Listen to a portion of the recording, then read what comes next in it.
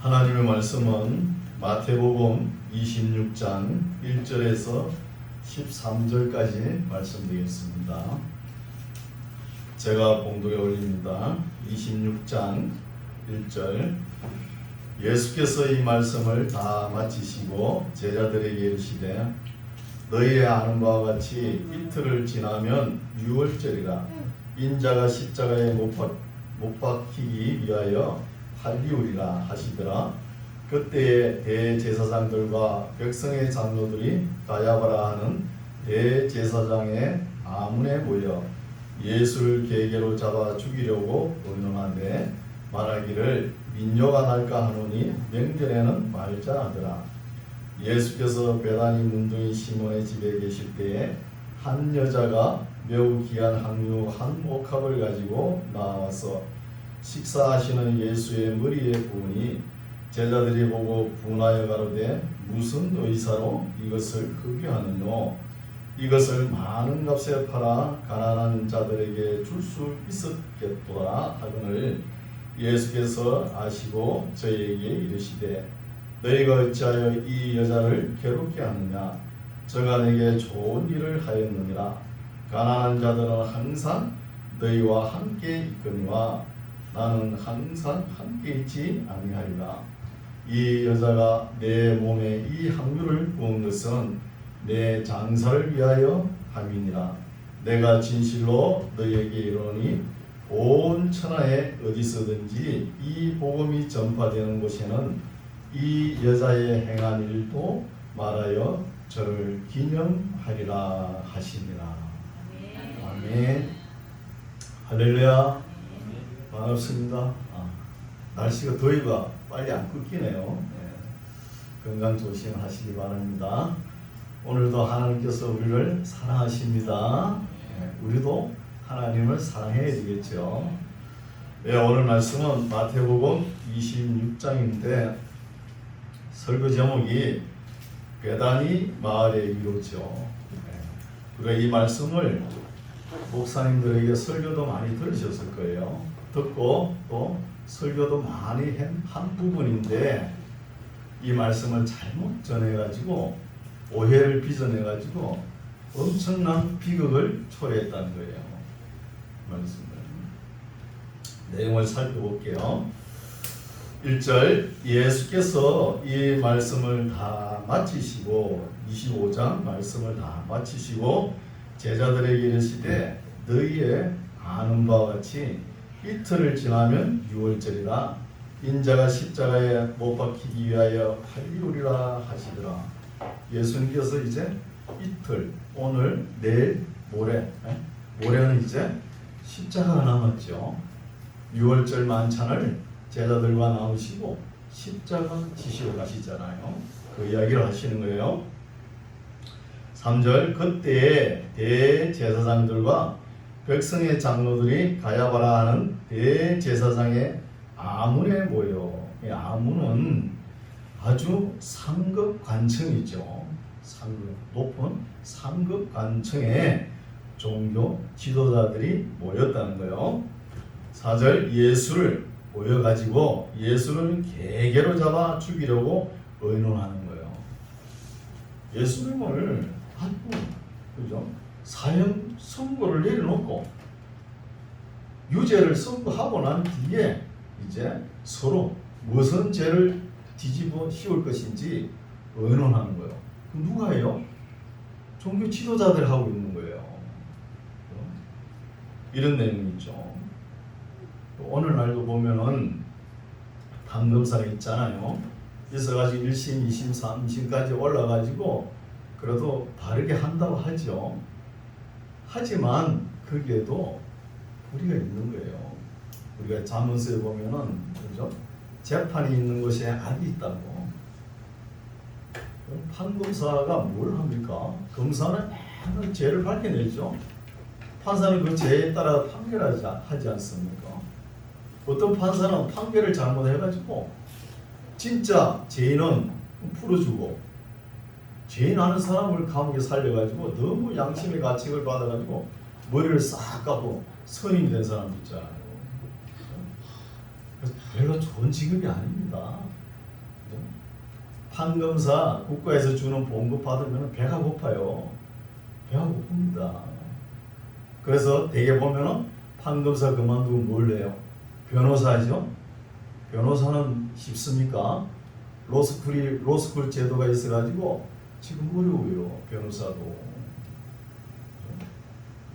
자식들 키워가지고 머리 좋은 자식들 공부시켜가지고 판검사 시키려고 하지 마세요. 별로 좋은 거 아니에요.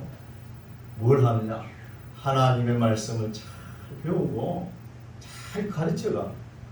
이런 걸 해야 되죠. 이런 거 하면은 하나님께서 기뻐하실 거 아닙니까? 그렇죠. 그래서 예수님을 유죄로 해놓고 잡아 죽이려고 언언하되 5절 말하기를 민요가 날까 하노니 맹렬하나 하지 말자 하는 거예요. 또 국민들은 또 두려워하죠. 정치가들이 그래요. 국민들을 두려워하면서 국민들을 속이는 거예요. 민요가 일어날까봐, 국민들의 데모가 일어날까봐 맹렬하나 하지 말자는 거예요. 조용한 날 우리가 퍼뜩 재판해가지고 넘겨버려가지고 십자가에 매달자. 이런 생각을 가지고 있는 것이죠.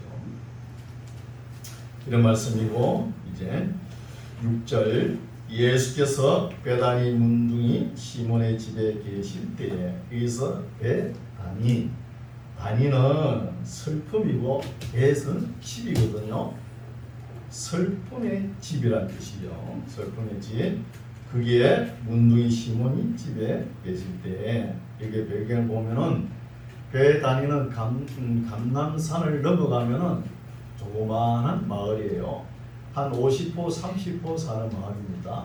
여기에는 불가촉병이 있죠. 사람이 접근하지 못하는 병. 그때 당시에는 나병 환자들이 있은 거예요. 오늘날 한센시병이죠. 이런 사람들이 모여 사는 작은 마을입니다. 여기에 베다니 문둥이 시몬, 이 사람은 바리새인이에요. 바리새인이면서 문둥이, 제사장이 판결을 내려가지고 나병 환자라 그러면 격리시키거든요. 그런 마음이죠. 시몬의 집에 계실 때에 한 여자가 매우 귀한 향료 한 옥합을 가지고, 여기서 한 여자가 기록해놨죠. 실명을 안 밝히죠. 그때는 왜 이렇게 마태가 기록할 때는 이 여자가 살아 있었다는 거예요. 그 후에 요한이 기록할 때는 어떻게 해요? 실명을 밝히죠. 밝힙니다. 실명을 밝히는 거죠.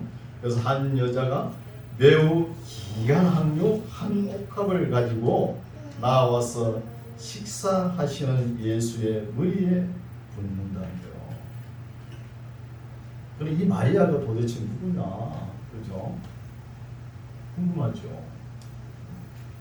그래서 우리가 보면은 이 사건도 사복음서를 다 대조해가지고 이렇게 봐야 되는 거예요. 그냥 한 부분만 봐가지고 오해하고 그렇게 하는 거예요. 이런 것을 볼 수 있죠. 그래서 예수의 머리에 붓는 거예요. 여기는 예수의 머리에 부었다 이렇게 나오죠. 한 여자가 매우 귀한 향료 한 옥합을 가지고 나와서 식사하시는 예수의 머리에 부으니 하면서 기록했지만 다른 복음서에는 발에 부었다 나오죠. 또 요한복음서는 어때요? 부어가지고 머리로 예수님 발을 씻었다 이런 말씀 나왔죠. 그 비교해가 봐야 되는 거예요. 8절, 7절입니까? 한 여자가 매우 귀한 향료 한 옥합을 가지고 나와서 식사하시는 예수의 머리에 부으니 제자들이 보고 분하여 가로되 무슨 의사로 이것을 흡입하느냐. 이것을 많은 값에 팔아 가난한 자들에게 줄 수 있었겠도다 하거늘 하는. 근데 마가와 마태는 이게 글귀를 보면은 짧아요. 아주 간단 명료하게 약술적으로 기록해놨습니다. 그러나 누가하고 요한은 상세하게, 누가는 누가복음서 기록에 되어 있지만 이 내용을 너무 매력을 느껴가지고 아주 상술적으로 상세하게 기록을 해놨어요. 네. 10절 나중에 보고 14절 먼저 볼게요. 그때 12 중에 하나인 가룟 유다라 하는 자가 대제사장들에게 가서 말하되 내가 예수를 너에게 넘겨주리니 얼마나 주려느냐 하니 그들이 은 30을 달아 주거늘 제가 그때부터 예수를 넘겨줄 기회를 찾더라. 이 말씀은 가룟 유다가 예수님을 팔아넘기는 말씀이죠. 이렇게 이해하시면 되고, 여기서 중요한 부분이 6절에서 9절의 말씀이에요. 여기에는 보충된 설명이 좀 길어질 겁니다. 잘 들어보세요. 이 말씀을 오해해가지고 미국의 댄 브라운이라는 사람이 책을 기록한 거예요. 그 책 제목이 우리가 한때 벌써 했죠. 다빈치 코드라고. 그 책을 기록했는데 책이 얼마나 잘 팔렸는지 6천만 부를 팔렸어요. 그 책 한 권에 만 원씩만 해도 6천억입니다. 6천억을 소비하는 거예요. 그 내용이 뭐냐 하면은 이런 내용이에요. 예수님께서 십자가 지신 게 아니고 십자가 지시를 하다가 싹 빠져나오고 다른 사람이 십자가 지고, 그리고 막달라 마리아하고 결혼해가지고 저 프랑스의 어디에 살았다는 거예요. 이런 터무니없는 거짓말을 써가지고, 여러분 거짓말을 잘 쓰면 소설이 아주 유명한 소설가 되는 거예요. 아주 걸작품이 나오죠. 뭐 거짓말 잘 쓰면.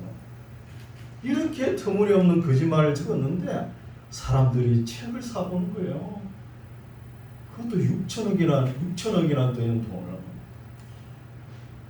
거기에 시간과 물질에서 얼마나 소비가 많습니까? 이 다 정신없는 짓이에요. 이렇게 했다는 거예요. 여기에 막달라 마리아는 항묘 옥합을 깨뜨린 마리아가 아닙니다. 이것을 오해해가지고. 그래서 591년 그레고리 1세에 교황이 있잖아요. 부활절 설교하면서 어떤 말씀을 했냐면 누가복음 7장의 말씀을 하면서 여기 나오는 마리아는 막달라 마리아이고 막달라 마리아는 창녀다. 이렇게 선포한 거예요. 처음부터 그걸 다 믿어가지고 캐톨릭이고 개신교가 뭐 목사들 정신없이 다 믿어버린 거예요. 믿어 지금 바르게 설교를 하면은 아니다 보기는 거야. 우리 찬송가 보십시오. 값비싼 향유를 주께 바친 막달라 마리아 이래 나오죠. 그것도 틀린 거예요. 이게 나오는 막달라 마리아 뭐 이 마리아 저 마리아 많이 나오죠. 마리아도 한 3명 되잖아요. 막달라 마리아 제일 먼저 나오죠. 제일 먼저 나오는 거는 나이가 많아서 그래요. 나이가. 그 다음에 베다니 마리아, 그 다음에 헤롯의 청지기 구사의 아내 마리아, 그 다음에 요한나, 수산나, 살로메 이런 나오잖아요. 살로메는 야고보 요한의 어머니잖아요. 그래서 막달라 마리아는 이렇게 값싸게 평가할 분이 아니에요. 왜 장녀입니까? 아닌데. 그래가 책을 엉터리 써가지고 밀리언 셀러가 되잖아요. 100만 부가 팔리면 평생 먹고 사는 게 지장 없는 거예요. 그렇게 만들어요. 그래서 여기에 나오는 막달라 마리아는 재정적으로 시간적으로 너무 여유가 있어가지고 예수님 공생의 3년 공생회 때 많은 도움을 주신 분이에요. 물론 살로메도 그렇고. 이런 것을 오해하는 거죠. 그래서 여기 나오는 한 여자 마리아는 누구냐? 이 여자는 누구냐? 베다니 마리아입니다. 베다니는 마을이 어떻죠? 불가촉 질병을 가진 자, 나병 환자들이 모여 사는 곳이에요. 그게 누가 살죠? 예수님의 친구 나사로도 있잖아요. 나사로, 마르다, 마리아. 마리아의 언니가 마르다 오빠가 나사로잖아요. 그게 예수님께서 예루살렘 명절 지키러 올 때 그 집에 주무시고 그러잖아요. 그러면서 이 베다니 마리아는 그 언니는 오빠 수발하고 뭐 볼 수도 없잖아요. 그때 당시에 여자가 어디 나가서 돈벌이 할 수 있습니까? 어려워요. 그럼 뭘 하느냐? 몸 파는 걸 하는 거예요. 몸을 파는 거예요. 얼굴도 이쁘고 그래가지고 직업이 몸 파는 직업이야. 그러면서 겨우 살아가는 거예요. 그렇다고 우리 예수님께서 능력이 많으시죠? 그 나사로 집을 좀 부자로 만들 수 있어요, 없어요? 안 만드는 거예요. 나사로 그렇게 나병으로 맨날 고생하는데 예수님 능력으로 고칠 수 있어요, 없어요? 있지요. 안 고쳐주는 거예요. 그 마리아가 아름답지 못한 일을 하고 있는데 그거 안 할 수 있게 할 수 있어요, 없어요? 있잖아요. 예수님께서 안 하시는 거예요. 이런 질문이 안 납니까? 가죠. 그래서 우리도 보면은 주의 종을 잘 섬기면은 복 받는다 이런 소리 많이 하지요. 어디 뚱딴이 같이 소리 합니까? 이 본문을 읽어보십시오. 예수님께서 명절할 때만 친구 나사로 집에 그렇게 왔다 갔다 하면서 그 집 못 받았어요? 이렇게 어려움을 당했잖아요. 어렵고 힘들더라도 우리 믿음으로 살아가는 거예요. 우리가 신앙생활 초점을 갖다가 꼭 요런 데 맞춰가지고 그럼 어떠세요? 아, 예수 믿지 말까 보마. 예수 믿어 안 되겠네? 이런 생각 안 들어요? 믿으면 안 되겠네 이거. 꼭 초점을 그런 식으로 목적을 그런데 맞춰버리면 곤란하다는 거예요. 그래서 예수님께서 나사로 병도 고쳐주지 않았고 죽었다 그러니까 예수님께서 말씀하셨죠. 그가 죽은 게 아니고 잔다 그러죠. 그 옆에 베드로가 있다가 자면 주님 깨우면 될 거 아닙니까? 그러잖아요. 그래 깨우러 가자. 깨우러 가자 그러는데 옆에 또 도마는 죽겠어 죽으러 가자 그러는데 우리도 죽으러 가자. 말을 또 엉뚱하게 들어가지고 그래가지고 이제 베다니 마을로 갑니다. 나사로 살려야 되잖아요. 마을 이제 나사로 집에 들어서니까 마르다가 마리아는 토라져가지고 쳐다보지도 않고 마르다가 주님 왜 이제 오십니까? 주님께서 조금만 빨리 오셨으면 우리 오라버니가 저렇게 죽지 않았을 텐데 우는 거예요. 그럼 우리 예수님도 우시잖아요. 나사로를 보고 그렇죠? 나사로야 일어나라 일어나잖아요. 그렇죠? 그때 이 사건을 누가 들었냐? 그 집 옆집에 바리새인 문둥이 시몬이 들은 거예요. 듣고 나도 저 예언자 예수님을 한번 초대해야 되겠다 이런 마음을 먹은 거예요. 그래서 잔치 자기 집에 초대한 거예요. 본문에 나오죠. 초대했는데 예수님께서 한번 움직이면 몇 명이 움직여? 그 12제자하고 마리아, 살로메, 그렇죠? 여자들도 많잖아요. 마리아 30명 되고 있죠. 요한나, 수산나, 살로메. 그리고 또 다른 사람도 있을 거 아닙니까? 한 20명 넘는다는 거예요. 그런 사람이 시몬의 집에, 문둥이 시몬의 집에 갔는데 이 사건도 파격적입니다. 예수님께서 안 가고 원격적으로 치료할 수 있잖아요. 그렇죠? 치료할 수 있는데 예수님께서 가신 거예요. 손을 대시며 이렇게 고치시는 거예요. 근데 가니까 그 지방에 예의가 뭐냐면 손님이 찾아오면 손 씻을 물과 발 씻을 물을 주는 거예요. 이 문둥이 시몬이라는 사람이 그 물도 안 주고 그러고 있네. 사람들이 가는데 그때 마리아가 영업 끝나고 집에 오니까 몸 아픈 오라버니 나사로도 없고 또 언니 응? 마르다도 없고 이거 어디 갔지? 그러면서 집 문 밖을 나오니까 아이 밖에서 웅성웅성 소리가 나잖아요. 그래 보니까 시몬의 집이에요. 그래서 들어가서 방문을 여니까 남자들이 앉아 있잖아요, 그렇죠? 그 발도 씻지도 않고 물도 안 주니까 얼마나 냄새 나겠어요, 냄새가. 오징어를 굽지요, 뭐 오징어를. 그 예수님 그때 나이가 30대잖아요. 한참 일하려니까 뭐 발에 냄새 나고 말고지요. 그럼 마리아가 그걸 냄새를 어떻게 하면 빨리 제거해야 되겠다. 이렇게 귀하신 분이 오셨는데 발 씻을 물도 안 주고 말이에요. 그러니까 얼른 집에 쫓아가지고 그 항유 옥합 한 병을 가져온 거예요. 오늘 이거 엄청 귀합니다. 항유 옥합. 이것을 가져오니까 가룟 유다가 대부분 계산하죠. 저게 얼마짜리인데? 그러면서 그게 굉장히 비싸요. 300데나리온 합니다. 300데나리온. 300데나리온 그 금액이 얼마나 크냐면 그때 당시에 장정 1년 품삯이에요. 엄청 비싸죠.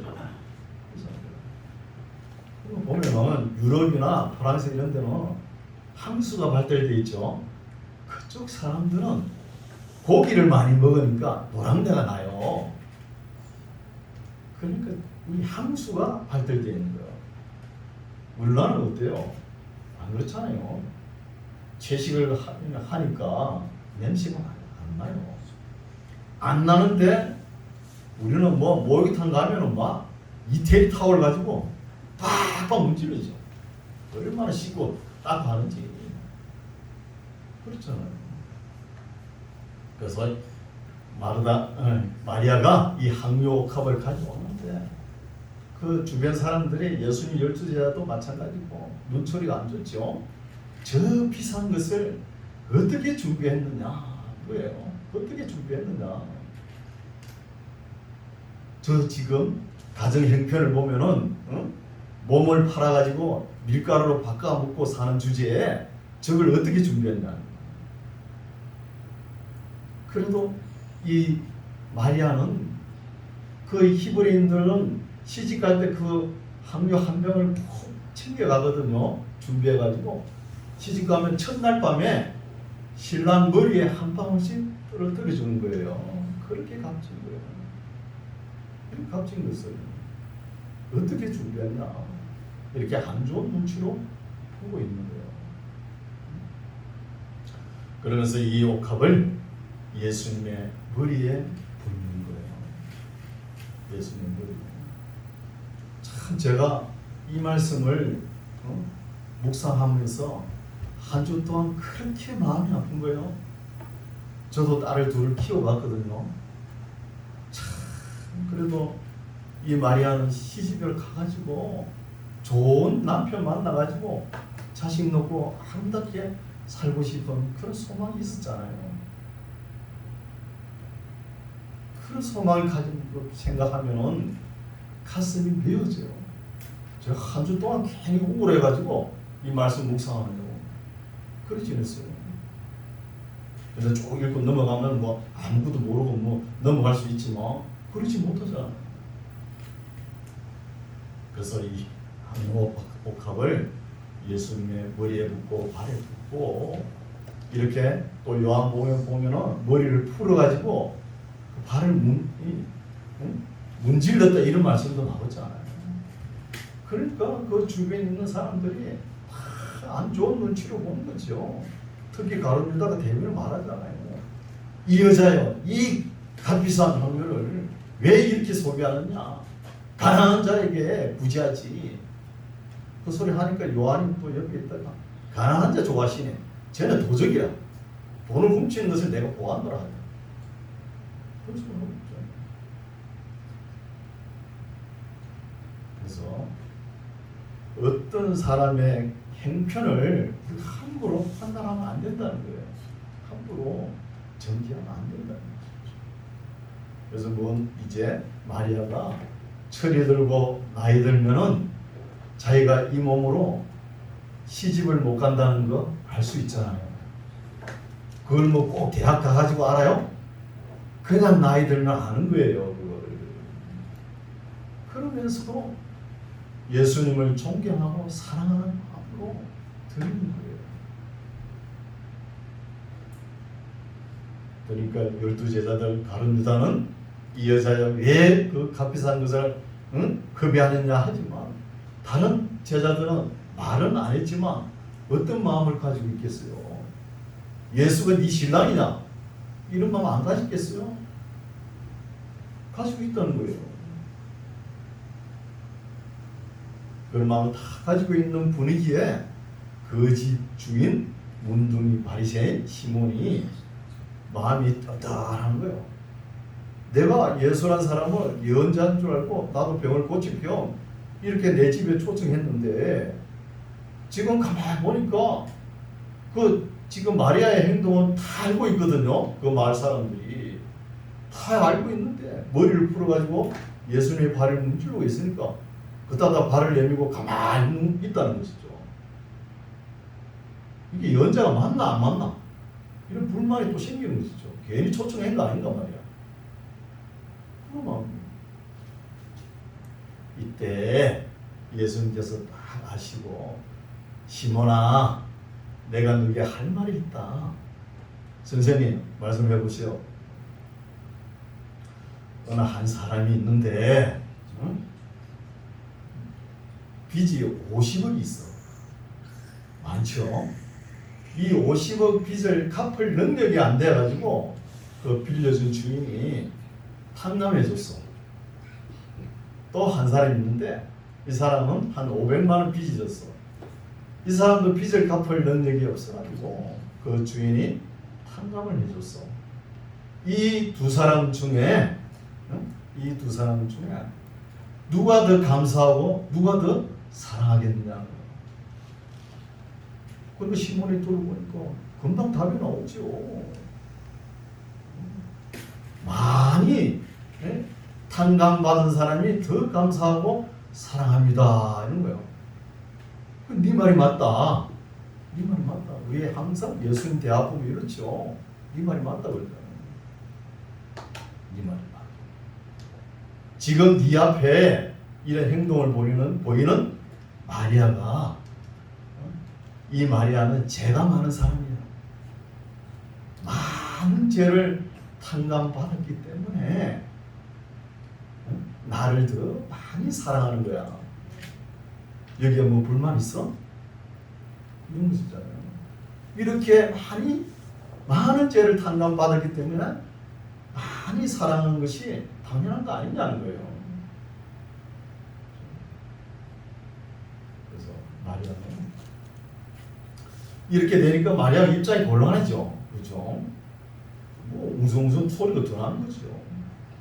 그러나 완전한 사랑은 두려움과 부끄러움이 없는 거예요. 완전한 사랑. 그래서 마리아 앞으로 수많은 남자들이 거쳐갔을 거 아닙니까? 거쳐가도 이 고귀한 순정 같은 사랑은 남에게 준 적도 없고 빼앗긴 적도 없다는 거예요. 이렇게 아름다운 사랑을 간직했다가 그냥 주님을 존경하고 주님을 사랑하는 그것뿐입니다. 그 이상 이하도 아니에요. 그러면서 몸은 만신창이가 되고 드릴 수도 없고 만신창이 된 몸을 드릴 수도 없고 바칠 수도 없고 또 받을 수도 없는 입장이잖아요. 이런 입장이에요. 그러니까 그 마음 상태 그대로 바치는 것뿐입니다. 뭐 이렇게 바쳤으니까 나에게 뭐 해주셔야죠 이런 말 없는 거예요. 아무도 그대로 바치는 거예요. 이게 참 고귀한 사랑이잖아요. 이런 말씀입니다. 10절 읽을게요. 10절. 예수께서 아시고 저희에게 이르시되 너희가 어찌하여 이 여자를 괴롭게 하느냐? 저가 내게 좋은 일을 하였느니라. 가난한 자들은 항상 너희와 함께 있거니와 나는 항상 함께 있지 아니하리라. 이 여자가 내 몸에 이 함유를 부은 것은 내 장사를 위하여 함이니라. 내가 진실로 너희에게 이르노니 온 천하에 어디서든지 이 복음이 전파되는 곳에는 이 여자의 행한 일도 말하여 저를 기념하라 하시니라. 여자 누구요? 창녀 베다니 마리아예요. 베다니 마리아. 이것을 복음이 전하는 곳에 이 여자가 행한 일도 기념하라는 거예요. 기념하라 했는데 잘했어요. 신학적 목회자들이 잘 기념했습니까? 엉터리로 막 전해가지고 엄청난 일이 빚어졌잖아요. 기획 없이 거의 6천만 원에 된 책을 갖다가 소비하고 시간까지 엄청난 손실을 보잖아요. 그래서 사복음서를 다 보고 그 시대의 문화 정황, 또 나사로 행편도 보고, 또 이때 우리 예수님 행편은 어땠어요? 6월절 이틀 전이잖아요. 지금 십자가를 놓고 많은 고민에 빠져 있는 시기입니다. 아버지여 이 잔을 내게서 지나게 하옵소서. 할 수만 있으면 이런 시간이에요. 이런 시간에 이 마리아 같은 아주 가슴 아프고 아름다운 사랑을 예수님께서도 감당하신 거예요. 그래서 우리 교회도 물론 이런 연락 여성들이 뭐 올 일도 없겠지만 혹시나 오더라도 내가 다시는 견눈질 안 보기로 결심했어요. 오죽하면은 그 상황에서 이런 일을 했을까? 이렇게 이해를 해야 되는 거예요. 이게 긍휼한 마음이잖아요. 우리 예수님께서도 그러셨잖아요. 가늠하다가 현장에서 붙들는 여인을 그 앞에서 뭐라 합니까? 너희 중에 죄 없는 자가 돌을 던지라 그랬잖아요. 그러니까 죄 없는 사람이 있습니까? 다 가버리잖아요. 주님께서도 어떻게 했어요? 예수님께서도 나도 너를 정죄하지 아니한다. 다시는 죄를 범하지 말라 하면서 용서해 주잖아요. 이렇게 용서해 주니까 용서를 받은 사람은 용기를 내 가지고 새로운 삶을 시작할 수 있다는 거예요. 그걸 갖다가 조금 정죄했다고 계속 정죄해 보세요. 이왕의 별이 더 타락해 버리죠. 그러면 안 돼요. 항상 품어야 되는 거예요. 어떤 사람 볼 때, 우리가 볼 때 도저히 용납할 수 없어. 저렇게 악하게 살 수 있나? 그래도 긍휼한 마음을 가지세요.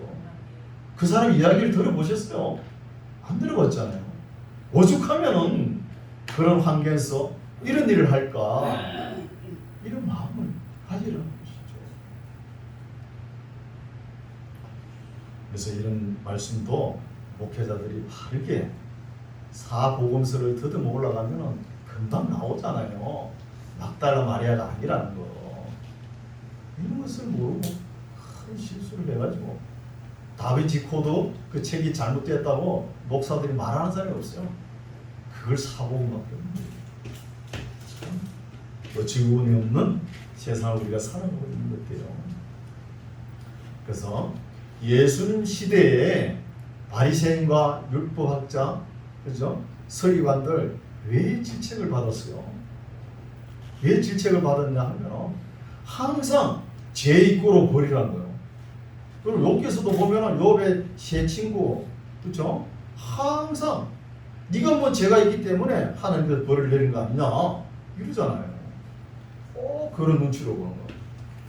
그런 눈치를 보는 사람을 예수님께서 책망하시죠. 너희가 먼저 지옥에 들어간다는 거예요. 세리와 창녀가 천국에 먼저 들어가는 거예요. 이렇게 질책하시잖아요. 이런 것을 우리가 잘 알아야 되는 것이죠. 오늘날도 유튜브나 신문이나 인터넷 많은 광고들이 뜹니다. 그거 언론 너무 믿지 마세요. 그거 믿고 신앙에 빠지지 마세요. 거기에 진실은 3%밖에 안 돼요. 3%. 3%밖에 안 되는 그게 마음 뺏겨가지고 애타워하고 신나하고 그러지 마라. 우리 예수님도 어떤 평가를 받았습니까? 바알세불의 힘을 입어가지고 저런 능력을 행한다. 아주 싼 평가를 내렸잖아요. 바알세불 귀신의 왕 바알세불의 힘을 입어가지고 예수님이 그런 큰 능력을 행한다는 거예요. 이거 어처구니 없는 평가를 받았지 않습니까? 그리고 먹기를 탐하고 포도주를 즐기는 자라. 항상 예수님께서 그렇죠? 식사하실 때 포도주 한잔 하시죠. 그거 보고 막 그런지 몰라도. 그리고 세리와 죄인의 친구로다. 항상 죄인하고 세리하고 어울리니까. 그런 값싼 평가를 받았잖아요. 사도 요한은 어때요? 아니 바울은 어땠습니까? 바울은 별명이 있죠.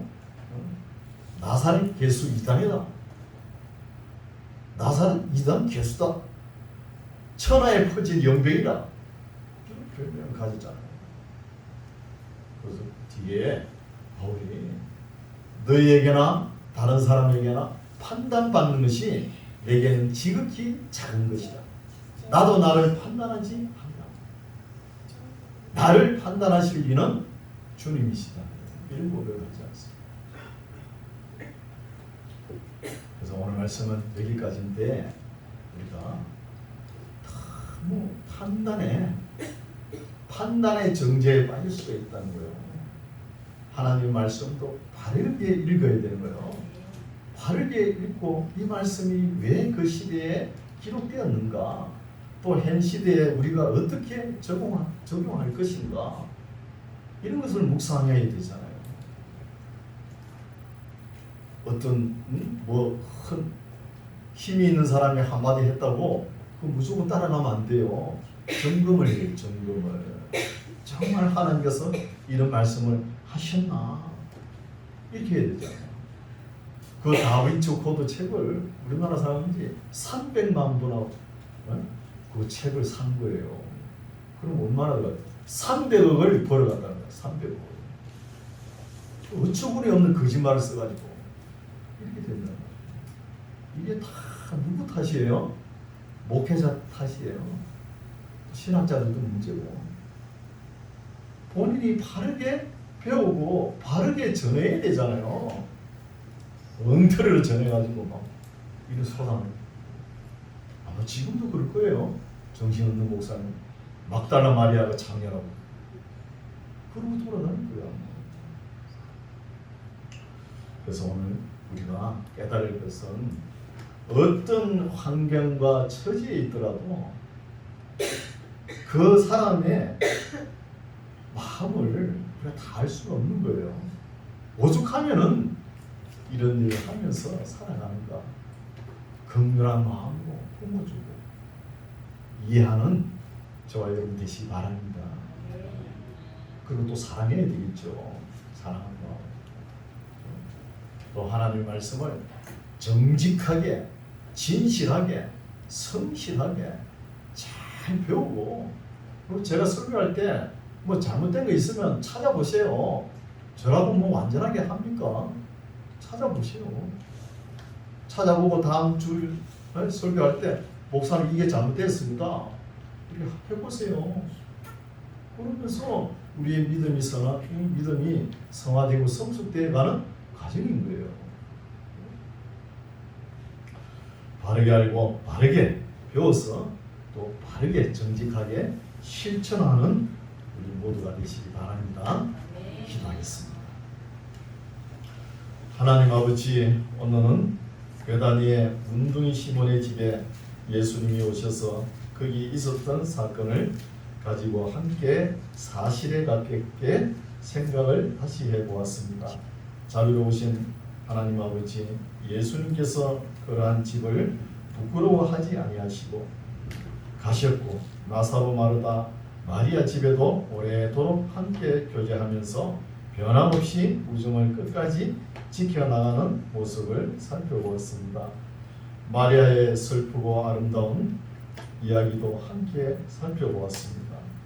우리가 어떤 사건이 있을 때 정죄하기에만 급급하지 말고 오죽했으면 그렇게까지 되었겠는가 하는 생각을 하면서 사리를 판단하고 그래도 마지막 판결은 하나님 손에 있다는 것을 잘 깨닫는 우리 모두가 되게 하옵소서. 예수님 이름으로 기도드립니다. 아멘.